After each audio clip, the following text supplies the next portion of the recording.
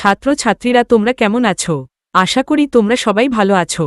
তোমরা সবাই ভালো থাকবে। ভিডিওটা শুরু করার আগে তোমাদেরকে বলি, তোমরা যারা এই চ্যানেলে নতুন আছো তারা অবশ্যই ভিডিওটিকে সাবস্ক্রাইব করবে। ভিডিওটি ভালো লাগলে তোমরা অবশ্যই সকলকে শেয়ার করবে। পাহাড়িয়া বর্ষার সুরে। এখন আমরা পাহাড়িয়া বর্ষার সুরে গল্পটা পড়ব। গল্পটা পড়ার আগে আমরা একটু ছোট করে জেনে নেব।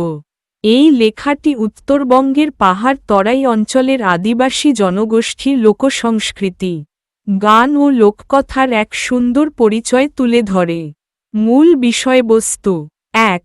উত্তরবঙ্গের প্রকৃতি ও আদিবাসী জীবন। হিমালয়ের পাদদেশের তরাই অঞ্চলে মেচ, রাভা, গারো, লেপচা ও টোটো জনগোষ্ঠীর বসবাস। তাদের নিজস্ব ভাষা, সংস্কৃতি, গান ও গল্প প্রজন্মের পর প্রজন্ম ধরে সংরক্ষিত হয়েছে। উৎসব, কৃষিকাজ, মাছ ধরা, প্রকৃতির সঙ্গে সম্পর্ক সবকিছুই গান ও নৃত্যের মাধ্যমে প্রকাশ পায়। ২. রাভা জনগোষ্ঠীর মাছ ধরার গান। গানটিতে নতুন বছরের বর্ষামুখর প্রকৃতির ছবি ফুটে উঠেছে। নদী উপচে পড়েছে, মাঠঘাট জলে ভরে গেছে। পাখিদের উড়ে বেড়ানো, মাছরাঙার মাছ ধরার চেষ্টা, এসব চিত্রের মধ্য দিয়ে দলবদ্ধভাবে মাছ ধরতে যাওয়ার আনন্দ প্রকাশ পেয়েছে। গানটি প্রকৃতি ও মানুষের ঘনিষ্ঠ সম্পর্কের এক জীবন্ত দলিল। ৩. লেপচা লোককথা, বৃষ্টি আসার গল্প। পৃথিবীতে ভয়াবহ খরা দেখা দিলে ব্যাঙ ভগবানের কাছে অভিযোগ জানাতে যাওয়ার সিদ্ধান্ত নেয়। মৌমাছি, মোরগ ও বাঘও তার সঙ্গে যোগ দেয়, কারণ খরায় তারাও বিপদে পড়েছে। তারা ভগবানের প্রাসাদে গিয়ে জানতে পারে যে শাসক ও তার মন্ত্রীরা ভোগ বিলাসে মগ্ন।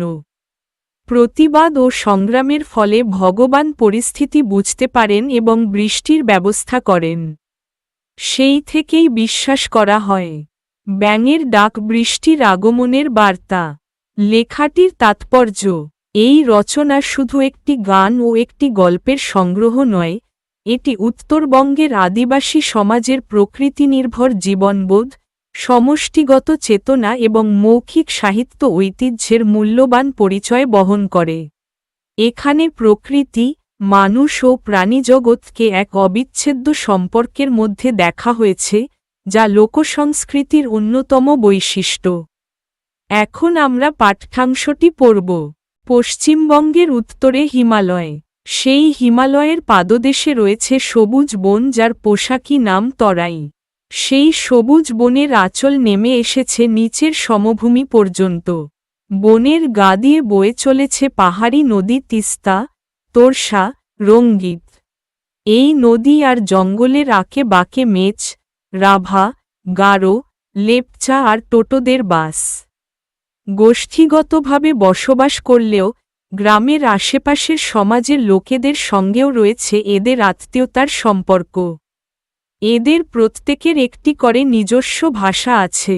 সেই ভাষায় কত শত বছর ধরে রচিত হয়েছে এদের গল্প আর গান। এই আদি জনগোষ্ঠীর উৎসব পার্বণ উজ্জ্বল হয়ে ওঠে গানের সুরে, নাচের ছন্দে। দল বেঁধে মাছ ধরতে যাওয়া রাভা গোষ্ঠীর জীবনে এক আনন্দময় পর্ব। সেই রকম এক মুহূর্তের গান। ফই লিগি ফই না রীতিয়া, বিশির পিদান দিনোয়ায়, চিকা পিদানায়, লিগি না লিওয়া, হাসাম নিকচা চিকাওয়ায়, লিগি না লিওয়া, কুরুয়া বাকরিনাইতা, মাসা লাঙ্গা পুইমিন, না সানি লামাইতারে, ইবাই মানচা হাওয়াই মানা, ফই লিগি না লিওয়া। চল মাছ ধরি গিয়ে। নতুন বছরের নতুন জলে ছাপিয়ে গিয়েছে নদীর কুল, জল থই থই মাঠঘাট। কুরুয়া পাখি উড়ে উড়ে কাঁদছে, বকেরা উড়ছে সার বেঁধে। আছরাঙা বারবার ছো মেরেও, পায়নি মাছ সে কি খাবে।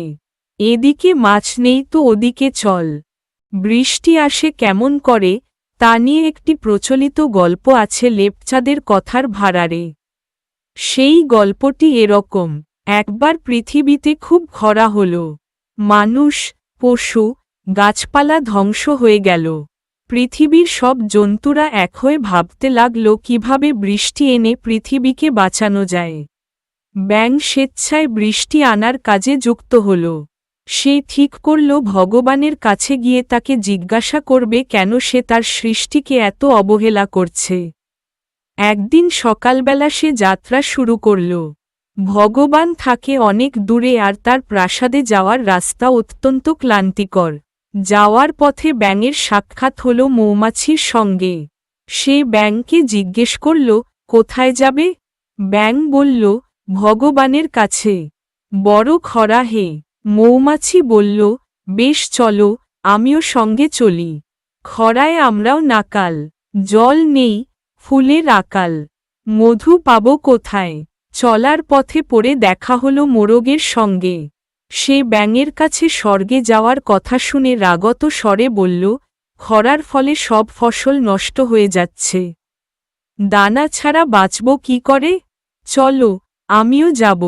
এমন সময় গভীর জঙ্গলের মধ্যে একটি ক্ষুধার্ত বাঘের সঙ্গে দেখা। তারও একই প্রশ্ন, কোথায় যাচ্ছে তারা দল বেঁধে। তাকেও সব বুঝিয়ে বলল। সেই বাঘটিও তখন তাদের সঙ্গে যেতে এক পায়ে রাজি, কারণ জীবজন্তুরা না খেয়ে মারা গেলে সে একা বেঁচে থাকতে পারবে না। অবশেষে দীর্ঘ যাত্রা শেষে তারা ভগবানের প্রাসাদে পৌঁছল। দেখল সেখানে সবাই ব্যস্ত নানান ভোজ ও আনন্দ উৎসবে। তাদের স্ত্রী ও মন্ত্রীদের মহানন্দ। ব্যাঙ বুঝতে পারল কেন রাজ্যে এত অভাব, এত কষ্ট। রাগে উত্তেজিত হয়ে তারা গেল ভগবানের কাছে। তাদের দেখে ভগবান তার রক্ষীদের ডাকল। তখন মৌমাছিরা হুল ফোটাতে লাগল রক্ষীদের মুখে। বাঘ তাদের খেয়ে নেবে বলে ভয় দেখাল। এই সব গোলমালের মধ্যে মোরগও তার ডানা ঝাপটে ভয় দেখাচ্ছিল। তখন ভগবান তার মন্ত্রীদের ডাকল এবং তাদের গাফিলতির জন্য তিরস্কার করল। এরপর তাদের জয়ের জন্য গর্বিত ব্যাঙ তখনই উল্লসিত হয়ে সরবে পুকুরে ফিরে গেল। তারপর থেকে যখনই ব্যাঙ ডাকে তখনই বৃষ্টি নামে।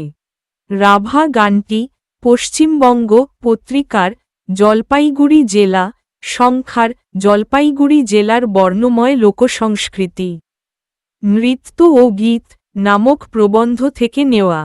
প্রবন্ধটির লেখক সুনীল পাল। এই গানটির তর্জমাও করেছেন তিনি। উক্ত গানটির মূল পাঠ সংগ্রহ ও শব্দার্থ চয়নে সহযোগিতা করেছেন দয়চাঁদ রাভা, যিনি লোকসংস্কৃতির একজন বিশিষ্ট গবেষক ও একাধিক গ্রন্থের প্রণেতা। লেপচাঁদের মধ্যে প্রচলিত গল্পটির তর্জমা করেছেন ঐন্দ্রিলা ভৌমিক।